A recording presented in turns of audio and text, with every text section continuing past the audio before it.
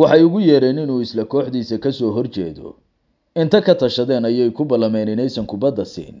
Qaar kalena waa ku qosleen markii uu u sheegay riyadiisii ahayd inuu Real Madrid Champions League kula guuleysto. Tani waa qisada Vinicius Junior, mid ka mid ah ciyaaryahanada ugu halista badan maanta, balse mustawahaas u soo maray maalmo adag. 2017 waagaas oo da'yarkan Brazilianka ahi u ciyaarayay naadigiisii hore ee Flamengo, TV ayaa isaga iyo saaxiibkiis Lucas Paqueta waraysi ku casumay, waxayna labadoodaba weydiiyeen riyadooda mustaqbalka ee waayahooda kubadda cagta. Lucas waxa uu ku jawaabay, waxaan doonayaa inaan kooxdayda Flamengo kula guuleysto horyaalka Brazil, halka Vini ku jawaabay, waxaan doonayaa inaan Real Madrid kula guuleysto horyaalka kooxaha Yurub.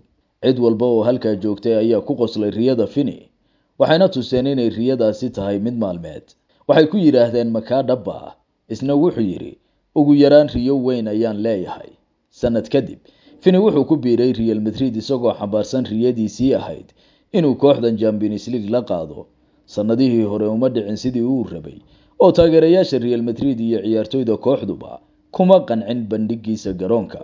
Xilli ciyaareedkii 2020-2021 waxa uu Vini u ahaa mid ka mid ah kuwiisii ugu adkaa waayihiisa Madrid, ka oo 38 kulan oo uu ciyaaray uu kaliya dhaliyay 5 gool.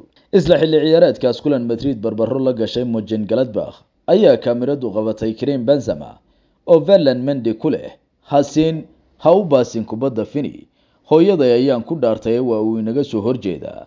Taa oo tustay sida ciyaartoyda Madrid waagaas uga aamin baxeen bandhiga Vini.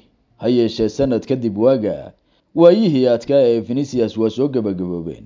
Riyadiisiina waxa uu ku rumeeyay gool uu isagu finalkii lugtiisa ku dhaliyay, ka oo uu Champions League-giisii koowaad kula guuleystay Madrid.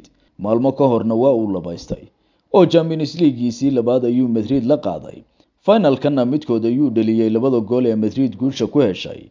Ogow labada xilli ciyaareedba waxa uu qaaday biladda xidiga ugu fiican tartankaas uu ku riyoon jiray ee Champions League. 24 gool ayuu dhaliyay xilli ciyaareedkan Vinicius. Horyaalka Spain iyo Champions League oo uu Madrid kula guuleystayna waxa ay ka saacideen inuu safka hore uga jiro murashaxiinta ciyaartoyga dunida ugu fiican sanadkan, ka oo uu kula tartamayo Jude Bellingham ka isla Madrid u ciyaara. Inkastoo ay guusha biladan jaan goyn doonaan guulaha ay ciyaartoydani ka keenaan tartan qarameedyada Yurada iyo Copa America.